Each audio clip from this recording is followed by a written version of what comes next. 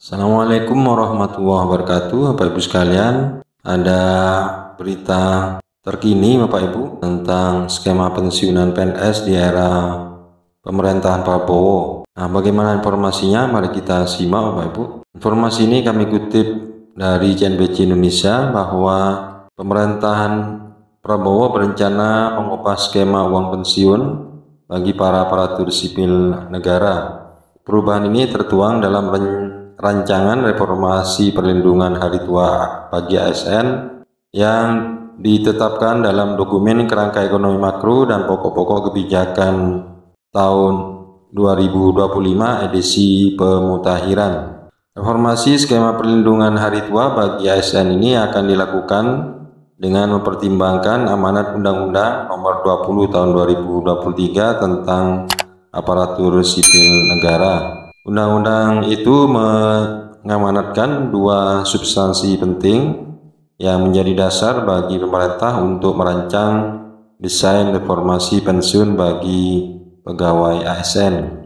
Pertama, pegawai pemerintah dengan perjanjian kerja atau P3K ini memiliki hak yang sama atas jaminan sosial sebagaimana halnya PNS, diantaranya untuk jaminan pensiun dan jaminan hari tua. Kemudian yang kedua, Undang-Undang ASN juga secara tegas mengamanatkan pemberian jaminan pensiun dan jaminan hari tua untuk pegawai ASN merupakan bentuk perlindungan kesinambungan penghasilan hari tua sebagai hak dan sebagai penghargaan atas pengabdiannya. Selain karena adanya amanat Undang-Undang ASN, reformasi pensiun itu juga akan dilakukan karena adanya resiko penyelenggaraan program pensiun bagi para abdi negara saat ini. Pertama, manfaat pensiun yang diterima oleh pensiun PNS relatif rendah dan dalam tren terus berkurang dibanding manfaat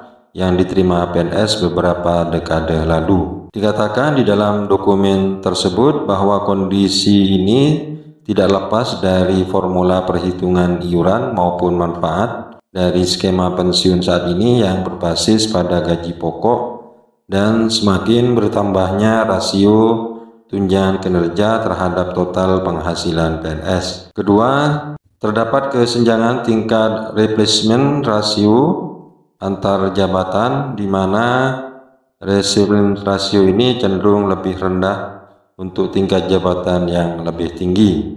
Contohnya, pensiunan pejabat eselon 1A hanya menerima manfaat pensiun kurang dari 10% dari penghasilan terakhir.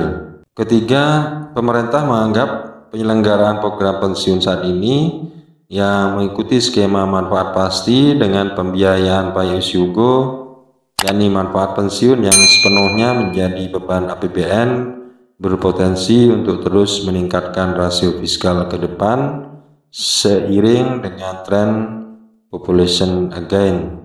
Beban ini diperkirakan akan terus meningkat. Secara garis besar, arah reformasi program pensiun bagi pegawai ASN ke depan akan dibagi menjadi dua kelompok besar, Bapak Ibu.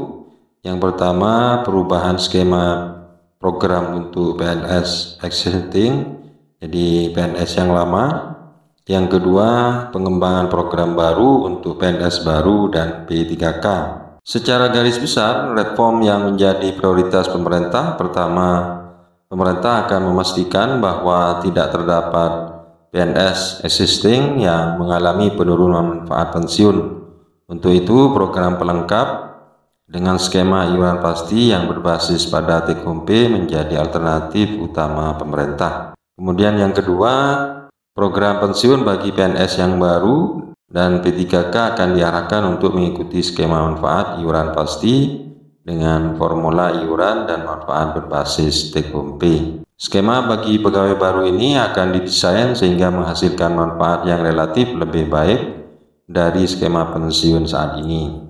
Penyesuaian skema dan besaran iuran berbasis take home pay baik untuk PNS existing dan PNS baru serta P3K diharapkan mampu mendorong distribusi displacement rate yang lebih wajar antar jabatan. Nah, itulah Bapak Ibu program ke depan pada pemerintahan Prabowo ini tentang skema pensiun PNS Bapak Ibu. Jadi ke depan pasti ada perubahan, dan harapan pemerintah di dalam dokumen kebijakan fiskal, pokok-pokok kebijakan fiskal itu bahwa tujuannya untuk meningkatkan kesejahteraan PNS dan tentunya juga pensiunan. Mudah-mudahan informasi ini bermanfaat. Assalamualaikum warahmatullahi wabarakatuh.